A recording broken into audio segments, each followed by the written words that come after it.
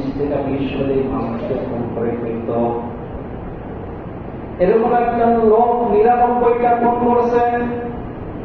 99টা খুন করার পর তার অন্তরের ভিতরে অনুশোচনা আসছে, আমি যে এতগুলো মানুষকে খুন করলাম আর তো অন্যায় কাজগুলো করলাম, আমাকেও তো একদিন পৃথিবী থেকে বিদায় নিতে হবে, আমাকেও তো একদিন মরে যেতে হবে, সেই দিন আমার কি উপায় হবে? এই চিন্তা করে দেখা যায় মানুষের কাছে বলা বলে শুরু করবে, আমার কি উপায় হবে, আমি তো অন্যায় করে ফেলেছি। মানুষেরা একজন খ্রিস্টান পাদ্রীকে দেখিয়ে দিল যে যাও, অমুকখানে অমুক পণ্ডিত বসা আছে, অমুক পণ্ডিতের কাছে যাও, সে হয়তো তোমার জীবনের কোনো সমাধান দিতে পারবে। ওই লোকটা ওই পণ্ডিতের কাছে যায় বললেন যে হুজুর, আমার জীবনের এই অবস্থা, আমি খারাপ হয়ে গেছি, বলেন তো দেখি আমার বাবা হওয়ার কোন রাস্তা আছে কিনা। পণ্ডিত বলতেছিলেন, হ্যাঁ হ্যাঁ, সর্বনাশ করে ফেলেছো, তুমি তো অনেক বড় পাপ কাজ করে ফেলেছো, মানুষ খুন করার মতো কাজ করেছো, অতএব তোমার ক্ষমার কোন রাস্তা তো আমি দেখি না। ওই লোকটা চিন্তা করলো, আমার ক্ষমা যেহেতু নাই, তোর কাছে এসে যেমন আমার সমাধান পাইলাম না, তাহলে তোকে আর রকিলাম কি, তোকেও খুন করে দিলাম। ওই যে খ্রিস্টান পণ্ডিত কেউ খুন করে দিয়ে খুনের সেঞ্চুরি করছে, অর্থাৎ 100 খুন পুরা করেছে। বললে কি হবে? দিনের ভিতরে ব্যথাটা রয়ে গেছে, ভালো হওয়া যায় কিনা, ভালো হওয়ার চিন্তা তার দিনের ভিতরে ঘুরে যাচ্ছে। আবার তিনি লোকেদের কাছে বলা বলতে শুরু করছে যে আমি কি ভালো হইতে পারি, এমন কোন রাস্তা আছে কিনা। আরেকজন লোকের সন্তান দেওয়া হয়েছে যে যাও তার কাছে যাও, তিনি হয়তো তোমার জীবনের কোন সমাধান দিতে পারে। ওই লোকটা বলতেছে, তুমি যেই পরিবেশের ভিতরে ছিলা, তুমি যে এলাকার ভিতরে ছিলা, এই এলাকার ভিতরে তোমার খারাপ বন্ধুদের সংস্পর্শে থাকার কারণে তুমি এতটা খারাপ হয়ে গেছো।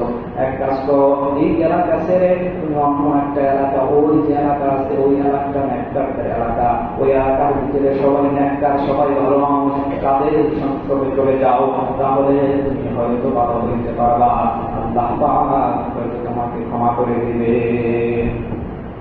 লোকটা ওই লোকের পরামর্শ শুনে রওনা হইলেন তার এলাকা থেকে ওই যে ভালো লোকদের এলাকায় যাওয়ার জন্য। কিন্তু প্রতিমধ্যে আল্লাহ পাকের ফয়সালা হয়ে গেছে, তার মৃত্যুর পরোয়ানা জারি হয়ে গেছে। আজরাইল আলাইহিস সালাম তার জান কবজ করার জন্য চলে আসছে।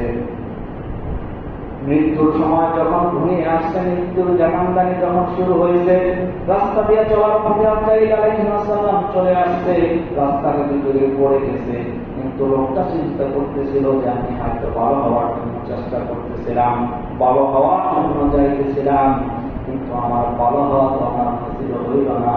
কিন্তু আমি যে মাটির ভিতরে পড়ে গেলাম, মাটির ভিতরে ওই রাও শেষ চেষ্টা করতেছিল, বুক দিয়া ঘিসা ভালো লোকের এলাকায় যাওয়ার জন্য চেষ্টা করেছে।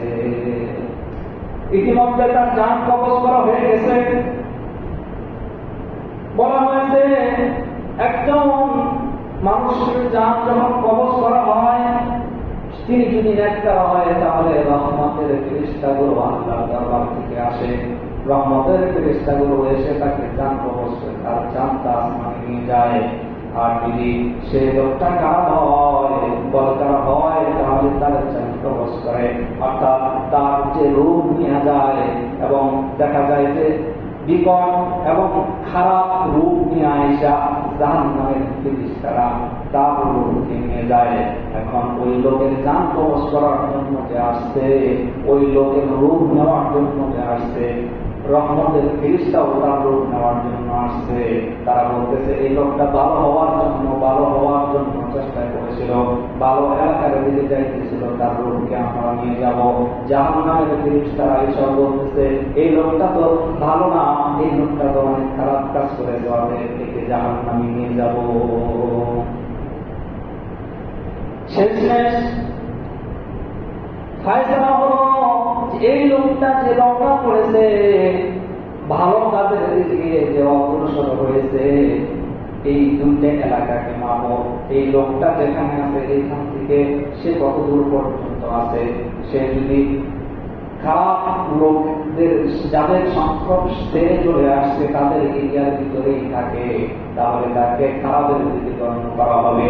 আর সে যদি দেখা যায় যে ভালো লোকদের এলাকার দিকে বেশি অগ্রসর হয়ে থাকে, তাহলে ভালো লোকদের কাতারে তাকে গণ্য করা হবে। দেখা গেল যে ওই লোকটার যখন মরণের জাকাতদানি শুরু হয়েছে, জাকাতদানি শুরু হওয়ার পর যখন মাটির ভিতরে নুয়ে পড়ে গেছে, মুখ দিয়া ঘেঁষা যতটুকু জায়গা অগ্রসর হয়েছিল, এতটুকু জায়গায় সে ভালো লোকদের এলাকার দিকে বেশি দিয়েছে, আর রহমতের ফেরেশতারা তার রূপ দিয়ে দিয়েছে। এই জন্য বলা হয়েছে যে ভালো লোকদের সংস্রবে গেলে, ভালো লোকদের সাথে হইতে পারলে ভালো হওয়া যায়। এই জন্য আমরা সবসময় চেষ্টা করব যে ভালো লোকদের সাথে উঠা বসা করার জন্য, এবং ভালো লোক কারা তাদেরকেও চিনতে হবে। আমরা যদি মনে করি যে স্যুট প্যান্ট টাই ফিটফিটা শার্ট পয়লা যারা ভদ্রলোকের মতো চলাফেরা করে, এরাই বুঝি সবথেকে ভালো লোক, আর দেখা যায় আমরা তাদেরকে অনুসরণ করা শুরু করি। না, তাদেরকে ভালো বলে না, ইসলাম ভালো বলে তাদেরকে যারা আল্লাহ পাক রব্বুল আলামিনের বিধানকে মেনে চলে এবং রাসূল পাক সাল্লাল্লাহু আলাইহি ওয়াসাল্লামের আদর্শকে নিজের জীবনে বাস্তবায়ন করে, এরাই হলো ভালো লোক। এদেরকে অনুসরণ করার কথা ইসলাম বলে। আল্লাহ পাক রব্বুল আলামিন আমাকে আপনাকে সবাইকে ভালো লোকের সংস্রবে থাকে।